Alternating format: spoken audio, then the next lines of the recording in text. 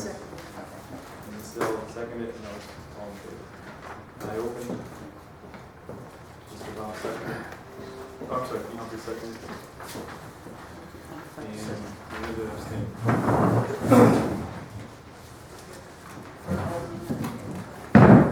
Okay, motion's on the floor to reopen the town board meeting. Can I get a second? Second. Second by Mr. Barnes. All in favor? Aye. Opposed? No. So carried. Thank you. I just will do a little bit of town business, and then we'll give the floor up to Melinda and Brent, correct? Everybody had an opportunity to review the minutes from both the agenda, workshop agenda, and last month's town board meetings. Any discussions or issues? Make a motion to approve town board agenda, workshop agenda, and town board minutes for the month of May. Second by Ms.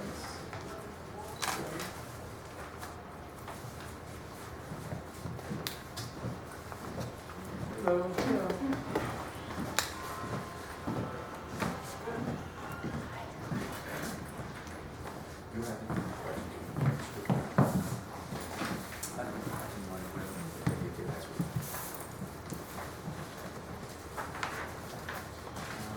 Judy, claims and vouchers. I know we just have, we had not signed off all of our vouchers last week, so the vouchers are not complete. But I know we do have highway updates. I don't have the figures for the warrants. So we're going to table that till next month. We'll do both, May and June. Make a motion to table May's vouchers and claims and warrants for next month.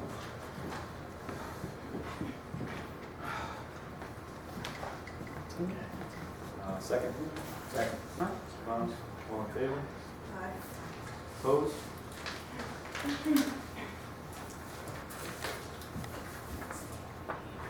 Supervisor's report?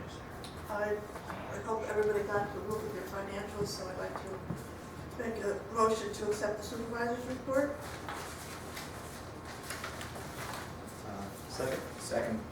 Mr. Barnes. All in favor? Aye. Opposed? Carried. Okay. That's not Thank you. Let's make sure we got all the folks that are on at home so we can listen. Is there an agenda available? Yes. Do you have any extra agendas? Oh, I happen to have an extra. Thank you. Did you, now that these are open to public, can you stack some out here? Sure. Judy, do you don't mind just, will you tap the little, so we can see the presentation online? Up in the right corner. There you go, perfect. Okay, at this time, I would like to introduce Melinda Herzog and Brent Ghosh from Cornell Cooperative to discuss some things that they did for us for the town. For the climate resiliency plan. The floor is yours. If you want, there's a microphone over here. You're welcome, or you sure you're loud. I think we can handle it. Sure. If anybody can hear us, just let us know. So I'm Melinda Herzog. I'm the Healthy Communities Program Leader at Cornell Cooperative Extension of Ulster County, and Brent is my colleague. Brent, you want to just say where you actually work? Because you're Cornell Cooperative Extension, but a different office. Yeah. I do work with Melinda here for the Climate Smart program, but predominantly I'm doing work for the Ashokian Watershed Stream Management Program, which the town of Hurley is part of. So. Yeah. So our project working with the town was really on climate resiliency in planning, and we worked on a climate smart resiliency planning tool. So we're just going to take you through a little summary of the work and a little bit about how, what it's about, and a little bit about cooperative extension, because not everybody knows what it is, just very quickly. So if you don't know what the extension system is, in every state in the United States, there is an extension system. In New York State, there is a cooperative extension in every county. All cooperative extensions are connected to a land-grant university, and ours is Cornell University. And being connected to the university means that we can take research-based information at the university and basically disseminate it to the people that live in the county. We provide education, technical assistance, we work with adults, volunteers, youth, and municipalities, among other things. So, the Climate Resilience Partnership is a partnership that we have with other CCEs working on climate resilience with funding from the DEC's Hudson River Estuary Program, the New York Water Resources Institute, and Cornell University with support from the New York State Environmental Protection Fund. So that funds this project, and we're basically working on assisting communities with adapting to climate change through climate resilience. So those are the projects that we're basically working on. And there's a little blurb up there that's going to tell you what we have been doing as a group of 5 counties working with municipalities.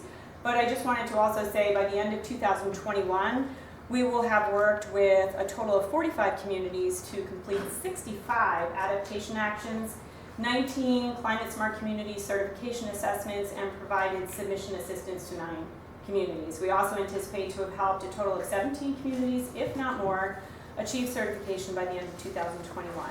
And again, this is as a region. We're all working together under the same funding to help communities in the Hudson Valley in our area. So this year, through our work in this partnership, in 2021, in Ulster County, we will be assisting the village of Ellenville and the towns of Gardner and Hurley as well, Rosendale, Woodstock, with climate smart resiliency and planning, and that's what this project was.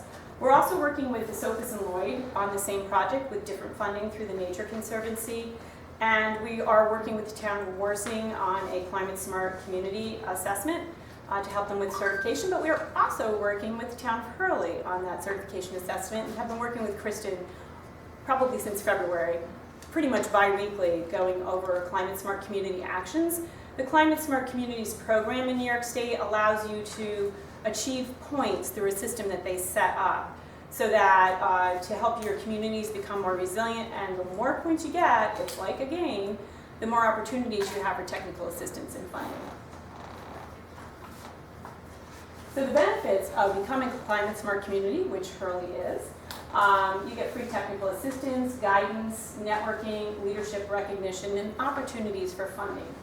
So we all know that it's quite important to start planning for climate change and really incorporating it into our planning documents and into everything that we do in our work with communities and as a municipality is really important. So the tool process itself that we did working with the Climate Smart Planning Project, we basically gave a call to the town of Hurley and said, hey, you want to do this? And we got the yay, oh sure, we'll do this. So that's how it starts. We worked with the DEC to get the funding, and then what we do is we do a literature review of all of the planning documents that the town has. So we can do a lot of that online, fortunately, because this year everything was online. And we basically access all of that. Brent does the load of that work, so he's going to do the technical report after this. And after we go through these planning documents, we then meet with town officials. So we met with Highway, we met with Building and Codes, we met with the town supervisor. We also have been meeting with Kristen, and we basically go over all of questions that we had that we couldn't answer by just researching your plans. So things on training, things on did you actually do this? How do you interpret it? That sort of thing. So then we develop, after we complete this tool, recommendations, and that's what we're here tonight sharing, and we'll be presenting this that shortly. So again, we meet with key decision makers. This year we did it all on Zoom. It worked very well. It saved a lot of gas, I guess, right? And then the tool itself basically looks like an Excel spreadsheet, and it's got pages and pages of questions. The tool is something we use in every community. We go through it. It was developed, I believe, in Pennsylvania, and that checklist helps us identify adaptation opportunities for your planning for the municipality. So then we basically do that and create this report. In that fancy game we call the New York State Climate Smart Communities Program, this tool, just completing it, is worth 6 points, yahoo, because 120 points get you a bronze certification, which the town is working towards. So this is going to help with that as well. And there are 6 planning areas that are covered in the tool, and they are the checklist itself, where we look through to see if you have how many of the 20 or 30 documents that are listed there. No community has them all. Every community is a little bit different. There's no right or wrong answer to that, but we look to see what's there. And then we go through them. So we look for, in these sections, risk and vulnerability. We look to see how you do public outreach and engagement. And then we also look to see how your plans integrate. You know, how does your comprehensive plan integrate with maybe if you have a natural resource inventory? Are they mentioned in both? How does it work? And then we also look to see how you're preparing for disaster and recovery and what's happening in those plans and how people are communicating about it. And then also hazard mitigation implementation. And this is where I'm going to hand it over to Brent, because he's got the report and did really the boatload of the work toward that. So I'm going to sit down. Well, thank you, Melinda. It was a team effort from everyone involved, I'll say that much. So before we get into each one of those sections that Melinda mentioned, I'll mention the strengths of the town of Hurley, which are there's several of them. First, you have a completed open space plan that identifies priority areas for conservation and also a framework for protection of your natural resources. You have several groundwater protection plans that identify water sources here in the town, as well as strategies to protect those water sources. You participate in the National Flood Insurance Program, which helps provide relatively low-cost flood insurance for policyholders here in the town. And then you're also working through a climate assessment that will focus in on the specific actions that the town wants to take within the Climate Smart program to earn more points in the program. And that's pretty much done right now. You should have gotten an email if you haven't read it already. It's there. Now we'll talk about the areas of opportunity that are available to the town of Hurley. One of the recommendations we have is we recommend that you participate in the Nature Conservancy Community Resilience Building Workshop.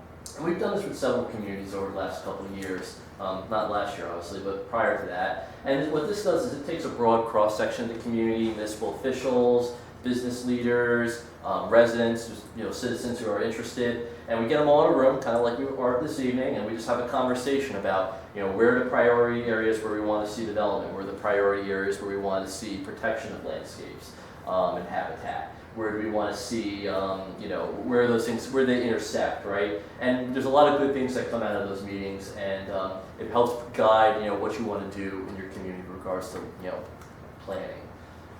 We also recommend that you seek out training opportunities for municipal staff, particularly related to floodplain, but also emergency management topics as well. And there's several different ways you can go about doing this. There's local trainings you could do. My office actually provides quite a few in the floodplain management world. State also offers, DC, Department of Homeland Security, they also offer training opportunities. And there's also opportunities at the federal level too, at the Emergency Management Institute. That's a FEMA facility down in Maryland. I've gone there several times to offer great courses. It's free of charge other than just the staff time that's away. Highly recommended. We also recommend that you leverage the completion of this Climate Smart Resiliency Planning tool for points in the Climate Smart program, which we have a conversation about when you go to upload this stuff, and you have the completed tool to get points for that. And then also you don't have to do this all on your own. You don't have to raise taxes or dip into your own pockets to pay for some of these actions, which we're going to talk about in more detail coming up. There's funding available, particularly at the federal level, through the Hazard Mitigation Assistance Program, the Flood Mitigation Assistance Program, the Hazard Mitigation Grant Program, and the Building Resilient Infrastructure and Communities Program. So now I'm going to go for each one of those sections that Melinda mentioned earlier. The first is on vulnerability and risk assessment. The first action I would recommend you take is complete a climate vulnerability assessment. We use the word vulnerability and assessment quite often, so I know it gets a little bit confusing about what this exactly entails. And this is a worksheet that comes from the Department of State, where you actually sit down, you work it out with your community where the actual hazards are that are particular for the town, and then you determine what the consequences for that would be based on current conditions as well as future climate projections. And by completing that tool, you can earn between 4 and 16 points in the system. Recommend that you train municipal managers on different risk and vulnerability tools. Flood insurance rate maps are one. FEMA has its MH is also another possibility. For those of you who don't know, that's a geographic information system software that's used to determine, it's used to determine many things, but among them is determining damage assessments after disaster, usually a flood, but other natural disasters as well. Recommend you consider creating maps, including maps of populations, particularly vulnerable populations, the elderly, folks who are disabled, and as well as building stock and natural and cultural resources, and create overlays for them so that way you can see where those areas intersect. Maybe there's an opportunity to do additional planning, do additional development to help those particular populations or protect those resources. And then finally, this is actually something that a lot of communities we work with have done in some form or another, which is create a build-out analysis for the town. What a build-out analysis does is it's basically intellectual exercise. What it does is it takes your current zoning and it imagines what would happen if tomorrow the town was developed as completely as it possibly could be based on current zoning. And oftentimes there's a map associated with it, so you kind of see where that would be visually in the town. And that's useful in and of itself, but we actually take it a step further and then overlay it with risk areas. Flood zones in particular, there could be other risk areas as well. And that way it's an opportunity to see, well, maybe there's a problem, maybe we have really highly, areas that are zoned for dense, residential or, dense construction of some sort and a hazard area. That's an opportunity for your planning boards, your ZBAs to take a look at that and say, maybe we should change the zoning or, reconsider what we want to do in those zones. Again, something a lot of communities have done in some form or another. It's been a very useful tool. The next section is on public outreach and engagement. We recommend you inform residents about available disaster resources using a lot of different tools available for you. It could be something like television, radio, but particularly social media. That's something that a lot of folks are getting the majority of their news from. Actually kind of happenstance, but earlier today with my work with the stream management program, we had a special meeting all about social media, and we spoke with a consultant about it. And what she was telling us was that the surveys are showing that more and more people are getting their news predominantly from social media. Facebook, Twitter, Instagram even. Maybe this is a little concerning, but she was telling us that in the demographic that's like the teenage years all the way up until like kind of the mid to late 20s, TikTok is the thing that people are getting their information from, which is a little concerning if you ask me, but that's supposedly what it is. The point of this is that there's different avenues for you to get your messaging out, and social media should be one of them. If you do that through the established social media networks, and Facebook, Twitter, Instagram, Tumblr, I think is another one, you can get points in the system for that. We also, and your static websites, those are something you shouldn't go away either, even though less and less people are going to them directly. We recommend you consider creating your own separate page or a page on the current town website about the Climate Smart program, what the task force is doing to help reduce greenhouse gas emissions, the actions that they're taking to be more resilient. And again, you can earn points in the system that way. And I'll also mention that both of these actions were identified by the municipal officials that we partnered with when we were doing this tool as priority actions. Under the integration of municipal plan section, we recommend when you go to update your town comprehensive plan, you include sustainability elements within it. Now my understanding is either you're in the process of or going to be shortly updating the town comprehensive plan. If that's the case, this is a really great opportunity to add these sustainability elements in it, talking about what the town is doing to be resilient, the goals that they have for being more resilient in the face of climate change, and you can get significant points by doing that, anywhere between 3 and 21 points. So if you're planning on doing that, this is the perfect time to do it. And that is also an action that was identified as a priority action by our municipal partners. We also recommend you create a natural resources inventory. Well, natural resource inventories, or NRIs as they're often called, the inventory, as the name suggests, natural resources. That's everything from physical characteristics of the town, geology, water sources, things like that, as well as biological resources. That's species, endangered or not, habitat that might be important. Again, you can put that all into a document. It's a great opportunity to do additional planning so that when development pressures come in, you can open up your natural resource inventory and see where some of those vulnerable areas or those areas that you might want to protect are located. And as I mentioned earlier, you have several really great groundwater protection plans. So this is a recommendation I don't normally recommend to a lot of communities, but you already have a really great foundation in this area, which is to create what's called a source water protection plan. My understanding is Hurley gets a lot of its water from groundwater, particularly some of these larger areas that they're looking to protect from those source water protection plans. And this is something you probably have to hire a consultant for, probably somebody who's got experience in engineering. But by doing that, it allows you to find out definitively what you can do to protect your water sources, which is going to become more and more important as time goes on, especially if you're getting more and more droughty conditions. And again, significant points can be had in the program by doing that. Under the disaster preparedness and recovery section, it's been hot recently. I don't know if you've noticed, right? So maybe it's timely, but we recommend you consider creating what's known as a heat emergency plan. And what the heat emergency plan is, it can take many different forms, but oftentimes what they do is they formally designate cooling locations in the community, and and also identify the populations that might be most affected by these long, large heat waves that we've been experiencing more and more as years have gone by. And think about ways to get those vulnerable populations. Maybe it's elderly, maybe have a shuttle service of some kind to bring them to those cooling locations so you can get out of the heat during the day, get into some air conditioning. Kind of the follow-up to that is to actually formally designate cooling centers. And a lot of communities have this. It could be something as simple as having the town hall open on a warm day for people to come in to get out of the heat. This could also be a library, fire stations, church halls are often cooling centers. Again, this is forming those partnerships with those local community entities and having them designated as cooling centers and having that as part of the heat emergency plan. Again, all that can get you significant points in the system. And then finally, we recommend you consider participating in the National Flood Insurance Program Community Rating System. Now, I'm not going to lie, this is a bit of a heavy lift for a lot of communities, but it's something that, as a floodplain administrator myself, I really recommend it to a lot of folks who have floodplains, and Hurley, certainly has floodplains. And what the Community Rating System, or CRS as it's abbreviated, it's very similar to the climate program in the sense that it has a number of actions you can take. The more actions you do, the more points you get. And when you get to a threshold of points, usually it's 500 points, then you get reductions town-wide on flood insurance policies. So you can, anywhere between 5% and 45%, you can get reductions on flood insurance. In New York State, typically you're only going to get between 5 and maybe 20% off your flood insurance. This is about the way we do codes and a couple other things. But still, that could be significant savings for a lot of folks. And flood insurance is not going to get cheaper as time goes on. I will say the flood insurance program is going through a lot of reevaluation, a lot of changes. There's going to be a big significant change with it later this fall. But be that as it may, flood insurance will be expensive for folks who are policyholders. Any little bit that can help will help them.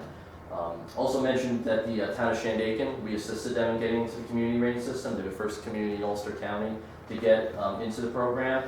And they're a resource as well. So if you wanted to talk with your counterparts there, they could probably I know they could offer guidance.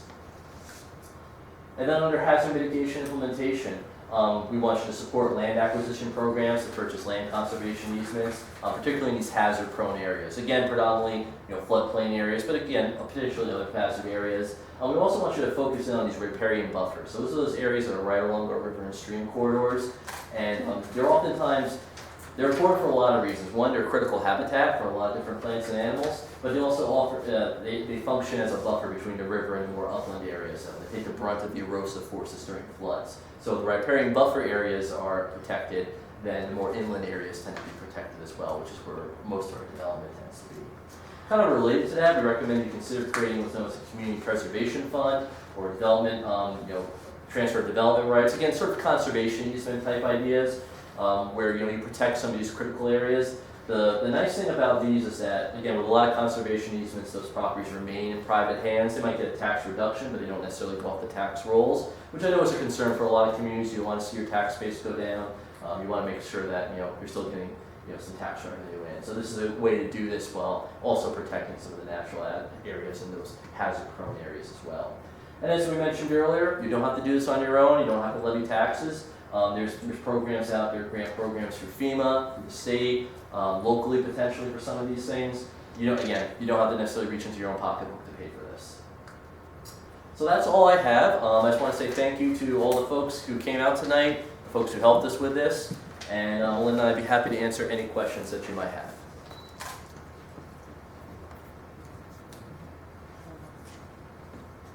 Must have done a good job. Oh. Well, thank you all. We very much appreciate it. Thank you. Thanks, Melinda. I really appreciate your time. Kristen as well. Great job. And I think a lot of these things that you went over, we're currently working on, and I think we're going to be moving forward with some great progress in the near future. Thank you. Thank you. Thank you.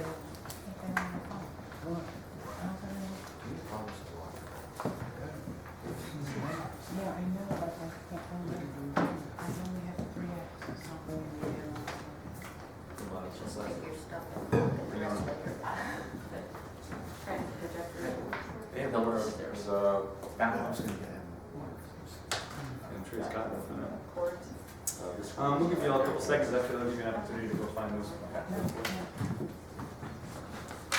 That was from last week. Yeah.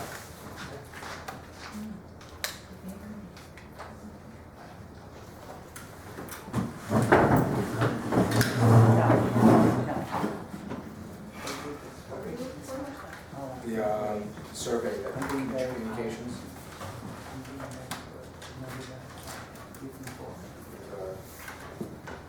Toby, do you have a copy of the, copy of the, No, survey? we're not allowed to talk. Do you have a copy? When I'm sorry. My husband will beat me up. Yeah. Oh, this one that we had.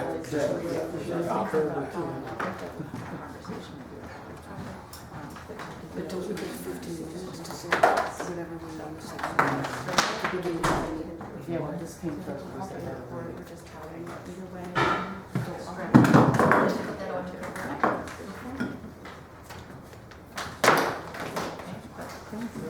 What's that? My sticker. For vaccination? Yeah, well, I already had it a long time ago. I went to the doctor today and gave me a new. So I'm wearing it. It's my merit badge.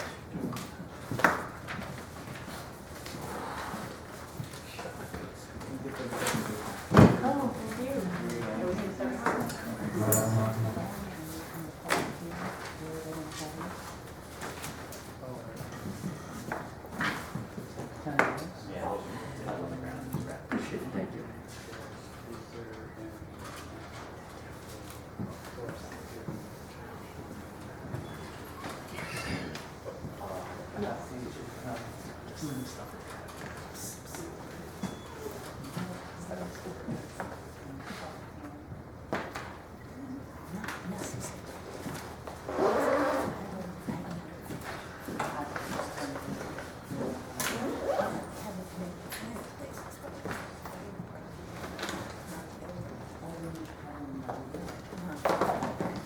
So I don't, you want me to or you want to? Are you going to? I have something else. It's good to see you. Okay, so I'll talk to you right there. Okay, okay, I will be the bad one. No, it's a good thing, I appreciate it. Because I asked him about it. At this time, I have 7:26. I would like to make a motion to open public comment. To the floor only, as the executive session has now been repealed and we are discussing in person. So the floor is open, if anybody would like to speak on behalf of. Do I have to raise my hand? No, you can stand. Do I have to stand? No. Oh, you don't, go ahead, go ahead. no. I have, my mouth is very project. I can project. Mr. Perry, Yes, ma'am. I want to know about open public hearings, Okay. okay? Especially the one that's coming up at the planning board. Okay. I don't think this facility is going to be big enough if we get as many people as we normally get for a public hearing on Cedar Street Cedar East development, Cedar Street development, whatever. And since there was over 200 and something signatures, I know a lot of people would like to come to that last public hearing, because Zoom, people couldn't even, it was a joke. Let's get real now. That was a joke with the public hearings, because half the people couldn't even get onto it, or we have a lot of senior citizens who are not computer savvy, who did not know what to do about this. So I'm trying to find out where, is it going to be here, or is it going to be another venue? And if it's going to be another venue, it's going to be on a different night. Because I don't know if this place, I don't know how many people you can hold here. I don't know what the capacity is here. 83, we'd have to be half of that. But I can tell you, I don't know, Mr. Baums, do you want to comment on that? Yeah, I think Peter and Melinda talked to Auntie Aura about using the school. Well, the West Hurley School. West Hurley Yes. School. Yes, and what, it has a I had a nice talk with the clerk, Fern. yes, about it. She said basically no about it. Let me explain. I didn't make the thing. That's pretty much where it was. I did ask her to check with the supervisor because they weren't in, and they were supposed to be calling here this week with an answer. Can I say something about that? If they can use the school for police training,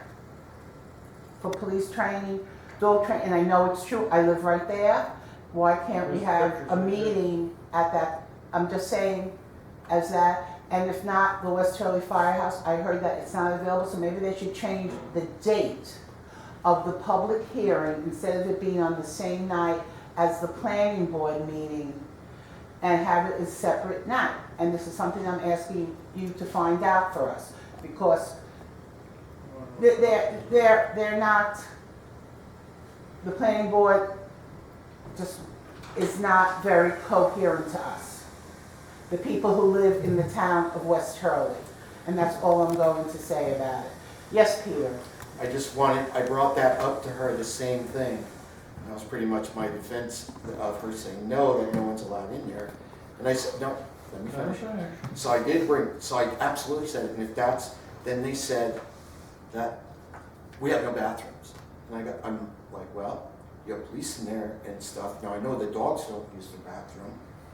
Like, but what do the police do? And she couldn't really answer that.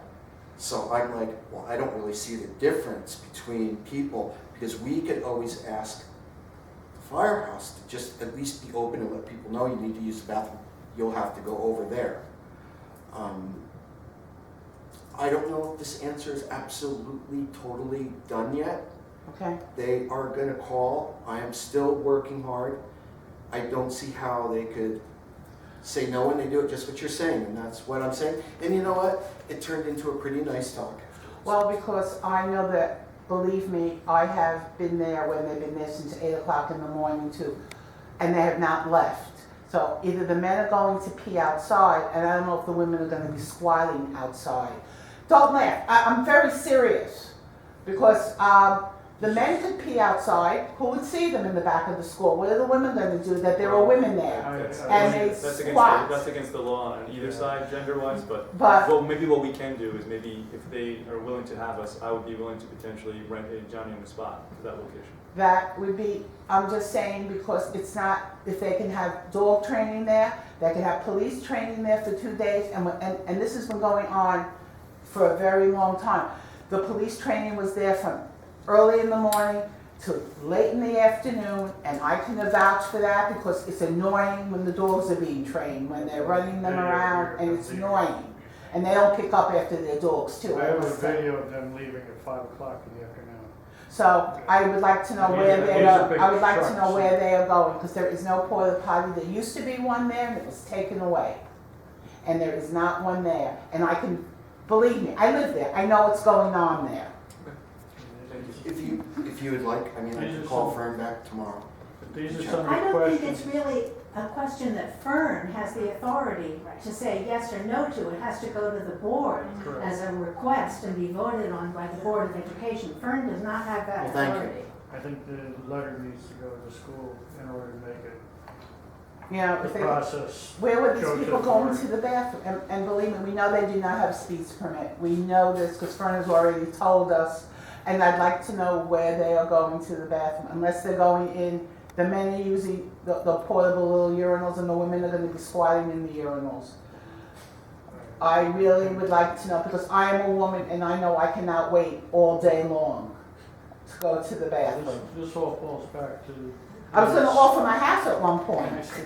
This all falls back to the speech permit, which Dannenberg's attorney claims they have. And I spoke to Fern myself, and they claim they don't have the speech permit. That's why they're not allowed to use the bathrooms. Okay? You told So that? I don't know what is going on with this whole process, but this needs to come out in public, at a public meeting, to get the answers straight. Okay? Because we're being fed a lot of nonsense online, on these Zoom meetings, and we have no way of knowing, because nobody's presenting anything in writing. Okay? And word of mouth doesn't mean anything, especially with something this magnitude. And the community does not really want this. You know, it's been, and I just feel that the planning board is not taking the consideration of the people who live there, or the public or the people in West Hurley who live there, or anybody in West Hurley, because it's a West Hurley problem. And I feel that the planning board is just going with listening to the developer instead of listening to us. Because at the last planning board meeting, he let people talk who were not allowed to talk. He let the lawyer, what's his name? Moriello speak, and he let Glenn speak, which they are not allowed to speak at a public hearing when it's for the people of the town, not people who do not live in the town. They were violating the law, and that bothered me a great deal at that meeting. And since the planning board is not following the letter of the law, how can we trust them? And I'm sorry to bring it to you, but That's what this is all about. this is what it's all about, and I'm just fed up with it. You know, I am fed up with it. Get back to the public. And we want a public hearing, and we want it where the public of the West Hurley people can get to the meeting. Zoom, it was a joke. You raise your hand, they don't call on you, or they say, oh, you already, you know, it was a joke. Thank you. You're welcome. Sorry, John. No, that's fine. Listen, it's been a long time coming. I'd like to speak about